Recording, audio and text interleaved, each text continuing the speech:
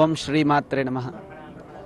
Gayatrinagar colony మరియు నిజామాబాద్ పట్టణ ప్రజలందరికీ కూడా ఎంతో వైభవోపేతంగా జరుగుతున్నటువంటి దేవీ శరన్నవరాత్రోత్సవ సందర్భంగా గాయత్రీనగర్లో ఉన్నటువంటి గాయత్రీ దేవాలయంలో అత్యద్భుతంగా దశమహావిద్యలందరినీ కూడా అంటే కాళీ అమ్మవారి దగ్గర నుంచి ప్రారంభించుకొని కమలాత్మిక అమ్మవారి వరకు కూడా ఉన్నటువంటి 10 మంది అమ్మవారిని కూడా అత్యద్భుతంగా వైభవంగా ఇక్కడ ఆవాహన చేసుకొని వారికి తగినటువంటి జపాలు, హోమాలు, అర్చనలు మొదలగు కార్యక్రమాలు మనం ప్రతినిత్యము కూడా చేసుకుంటున్నాం. ఈ యొక్క దశమహావిద్యలు ఎవరైతే ఉన్నారో వారికి ఎవరైతే అర్చన చేస్తారో వారికి ఖచ్చితముగా వారి యొక్క జీవనంలో ఉండేటువంటి సకల దుఃఖాలు కూడా నశిస్తాయి. ఎందువలనంటే జీవితంలో మనకి కావలసినటువంటి ప్రతి ఒక్క విద్యని కూడా ఈ 10 మంది ఉన్నటువంటి అమ్మవారి దగ్గర నుంచి మనం స్వీకరించవచ్చు. అంతటి వైభవోపేతంగా ఎక్కడా లేనటు విధంగా కనీ విని ఎరగని రీతిలో ఇక్కడ దశమహావిద్యలను ఏర్పాటు చేయడమే కాకుండా వారికి పూజార్చనలు చేయడం కోసం అని చెప్పి నలుదిక్కుల నుంచి కూడా ఉన్నటువంటి ఋత్వికుల్ని పిలిపించుకొని మరి 10 మంది ఋత్వికులతో వైభవోపేతంగా ఈ యొక్క కార్యక్రమాన్ని ఆచరిస్తూ ఉన్నారు.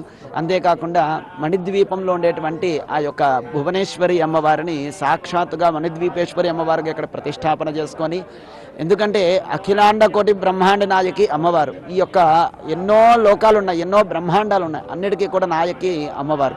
అటువంటి అమ్మవారిని ఎవరైతే దర్శిస్తారో, అమ్మవారిని దర్శించడం శివపార్వతులకి కూడా ఎంతో కష్టమైనటువంటి పని. అటువంటిది మనందరికీ కూడా ఈనాడు చూసుకునేటువంటి భాగ్యాన్ని కల్పించారు ఇక్కడ ఈ యొక్క గాయత్రి దేవాలయంలో చేస్తున్నటువంటి వీరందరూ కూడా. మరి ఇంతటి వైభవోపేతమైనటువంటి అమ్మవారిని మనం దర్శించుకుంటే చాలు మనలో ఉన్నటువంటి పాపాలన్నీ కూడా నశించిపోతాయి.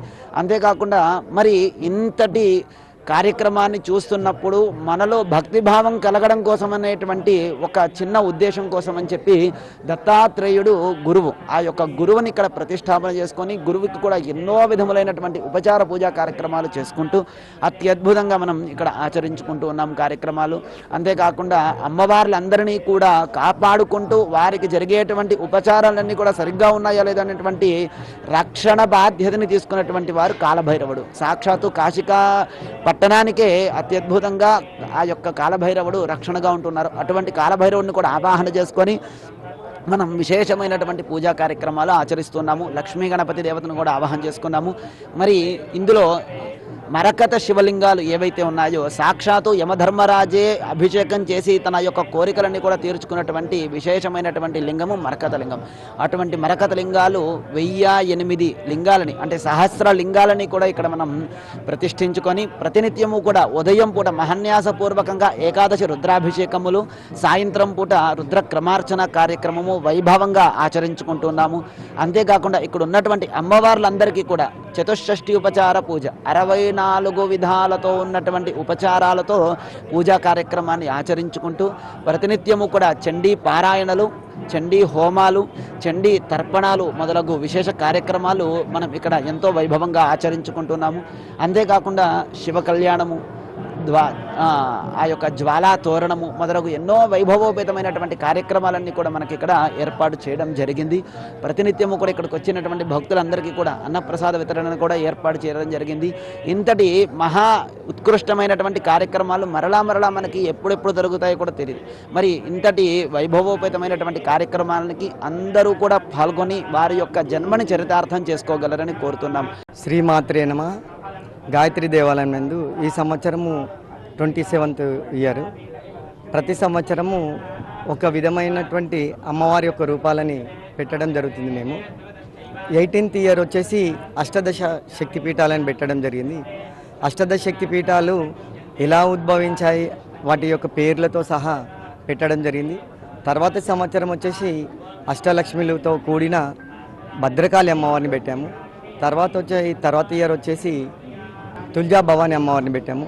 తర్వాత ఇయర్ వచ్చేసి మన లాస్ట్ 25th ఇయర్ వచ్చేసి శ్రీయంత్రంతో కూడినటువంటి 108 మంది అమ్మవార్లతో అంటే చిన్న మూర్తులతోటి శ్రీయంత్రాన్ని పెట్టడం జరిగింది. లాస్ట్ ఇయర్ వచ్చేసి గ్రామదేవతలు ఎల్లమ్మ సహిత గ్రామదేవతలు. ఈ సంవత్సరం వచ్చేసి మణిదీపేశ్వరి సహిత దశ మహావిద్యలు. మళ్ళీ వారితో పాటుగా గురుబలం కావాలి అని కాబట్టి దత్తాత్రేయుల్ని, తర్వాత శక్తి స్వరూపుడు అయినటువంటి కాలభైరవుని, లక్ష్మీ స్వరూపుడైన లక్ష్మీ గణపతిని ప్రతిష్ఠించడం. దీని యొక్క విశిష్టత ఏమిటి అంటే దశ మహావిద్యలు అనగా ఏదో విద్యలు ఏదో అనే భావన ఉంది. అలాంటి భావన ఉండకుండా అమ్మవారిని సాత్వికంగా చూసుకుంటే వీరు దశ మహావిద్యలు అనగా 10 దిక్కులకు అధిపతులు ఈ మాతలు. ఎప్పుడైతే మనము స్త్రీ రూపకంగా ఆరాధిస్తామో విద్యలుగా వెళ్తారు. ఆ విద్యలనే ఇప్పుడు మనం దశ మహావిద్యలుగా తీసుకుంటున్నాము. దశ మహావిద్యలు అనగా 10 దిక్కులకు సంబంధించినటువంటి తూర్పు, పడమర, ఉత్తర, నైరుత్యాల, భూమి, ఆకాశం వీళ్ళందరినీ తీసుకుంటే 10 అవుతుంది. అదే 10గా వీళ్ళు ఒక్కొక్క దిక్కుకు ఒక్కొక్క అధిపతి లాగా ఉంటున్నారు. మనకు ఈ భూమండలానికి కాకుండా పూర్ణ మండలానికి మొత్తానికి అధిపతైన శ్రీ మణిదీపేశ్వరి అమ్మవారిని ఇక్కడ మనం ప్రతిష్ఠించడం జరిగింది. ఆ అమ్మవారి యొక్క ఆజ్ఞతోటే ఈ దశ మహావిద్యల అమ్మవార్లు వారి యొక్క కార్యక్రమాలు చేయడం జరుగుతుంది. కాళికాదేవి కానీ, తారాదేవి కానీ ఇలాంటి వారి రూపాలు ఎక్కడ కూడా మనము చాలా తక్కువగా ఉంటాయి, తక్కువ చూస్తాము. కాబట్టి భక్తులందరికీ ఈ అమ్మవారి యొక్క వైభవాన్ని చూపిద్దామని సత్సంకల్పంతో దశ మహావిద్యల్ని పెట్టడం జరిగింది. అదేవిధంగా వారికి సంబంధించినటువంటి క్రతువులు, ఒక్కొక్క అమ్మవారికి సంబంధించిన క్రతువులు అనేది వేరువేరుగా ఉంటాయి. కాబట్టి దేశంలో ఉన్నటువంటి పురోహితులని 10 మందిని తీసుకురావడం జరిగింది. ఒక్కొక్క అమ్మవారికి సంబంధించింది ఒక్కొక్కరు చేయడం జరుగుతూ ఉంటుంది. ఆ విధంగా నిత్య చండి, నిత్య రుద్రహోమము, మళ్ళీ ప్రత్యేకమైన కార్యక్రమాలు, సూర్యక్రమణాలు, సూర్య నమస్కారాలు జరుగుతున్నాయి. అదేవిధంగా ఈరోజు అత్యద్భుతమైన విశేష కార్యక్రమము అర్ధరాత్రి 12 గంటలకు అహోరాత్రి రుద్రాభిషేకాలు ఉన్నాయి. ఇది లింగోద్భవ కాలంలో శివరాత్రి నాడు మాత్రమే చేసేది. కానీ ఇక్కడ ఈ సహస్రలింగాలు పెట్టడం వలన మనం కూడా చేద్దాము. ఆ సంకల్పము శివరాత్రి నాడు అందరము ఏదో ఎక్కడెక్కడో ఉంటాము కాబట్టి ఈ నవరాత్రులన్నా ఒకరోజు ఇలా చేసుకుంటే బాగుంటుందనే సదుద్దేశంతో అహోరాత్రి రుద్రం చేయడం జరుగుతుంది. కాబట్టి భక్తులందరూ అధిక సంఖ్యలో వచ్చి ఈ రుద్రాభిషేకాన్ని చూడించి తరించాలి. ఆ శివ అనుగ్రహాన్ని, అమ్మవారి అనుగ్రహాన్ని పొందగలరని కోరుతున్నాను. జై భవాని, జై జై భవాని. మా ఆయన స్వామిమాల వేసుకుంటారు. ఒక కార్యకర్త ఈ గుడికి. ఆ కార్యకర్త భార్యనై ఉండి నాకు చాలా అదృష్టంగా భావిస్తున్నాను. ఇక్కడ ఈ సంవత్సరం మణిద్వీపేశ్వరి అమ్మవారిని పెట్టారు. ఆ మణిద్వీపేశ్వరి అమ్మవారితో సహా కాలభైరవ స్వామి, దత్తాత్రేయ స్వామి, బగలాముఖి ఇలా దశ మహావిద్యలు అంటే 10 అమ్మవార్లు, మణిద్వీపేశ్వరి అమ్మవారితో ఇంకా 10 అమ్మవార్లు కూడా ఇక్కడ వైభవంగా పూజలు జరుపుకుంటున్నారు. ఎలా అంటే వేద పండితులతోని పూజలు జరుపుకుంటున్నారు. ఆ వేద పండితులు కూడా 2 హరిద్వార్ నుండి, రాజస్థాన్ నుండి, రాజమండ్రి నుండి కూడా పిలిపించారు. అంటే ఏ అమ్మవారికి ఏ పూజ జరుగుతుందో నార్మల్ పురోహితులకి తెలియవు, లోకల్లో జరిగే పురోహితులకి. అందుకే వైభవంగా ఏ అమ్మవారికి ఏ పూజ జరగాలో అలా వైభవంగా జరపడానికి మన వేద పండితులని కూడా రప్పించారు మన కార్యకర్తలు.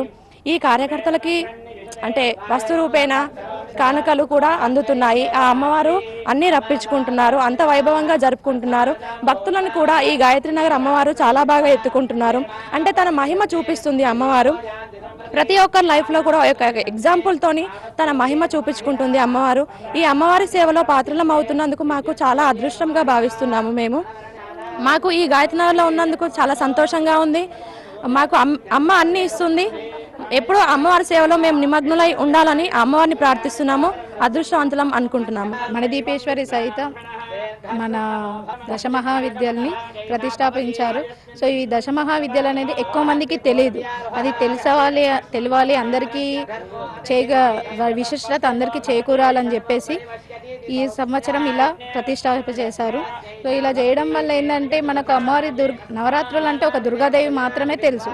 అలా కాకుండా ప్రతి రూపాలు, అమ్మవారి ఎన్ని రూపాలు ఉన్నాయి, ప్రతి సంవత్సరం ఒక రూపంతో అందరికీ చూపించాలనే ఉద్దేశంతో ఈ విధంగా చేస్తున్నాం ప్రతి సంవత్సరం. ఇలా చేయడం కూడా మాకు చాలా ఆనందంగా ఉంది. అమ్మవారి సేవలో ఉండడం మాకు ఎంతో ఆనందకరం. కోటగ నుంచి వస్తున్నాం. అక్కడ నుంచి మా స్వామివారు ఇక్కడే మాలేసుకుంటాడు. ఈ దేవత అంటే ఇక్కడ ప్రతి ఒక్క పూజ చేస్తారు. ఇక్కడ అంటే ఇక్కడ పెడతారు దేవతలు, కానీ ప్రతి ఒక్క ఈ దేవత దగ్గర ప్రత్యేకంగా ఒక్కొక్క రోజుకి ఏ రోజుకి ఏ పూజ చేయాలో ఆ పూజలు, అర్చనలు ప్రత్యేకంగా జరుపుతారు ప్రతి ఒక్క కార్యక్రమం. అందుకే మేము ప్రొద్దు నుంచి ఏ కార్యక్రమం జరగని ఇక్కడే ఉంటాము, ఇక్కడనే తీసుకుంటాం. మనుషులు మాత్రం ఈ దేవత ఏంటంటే మనసులని చాలా నిర్మలంగా ప్రశాంతంగా ఉంచుతుంది. ఏ సమస్యనైనా మాత దర్శనం వల్ల, మన మాత వల్ల ప్రశాంతత అనేది మనసులలో ఉంచగలుగుతుంది ఈ మాత అనేది. For more videos like this, Subscribe Big TV channel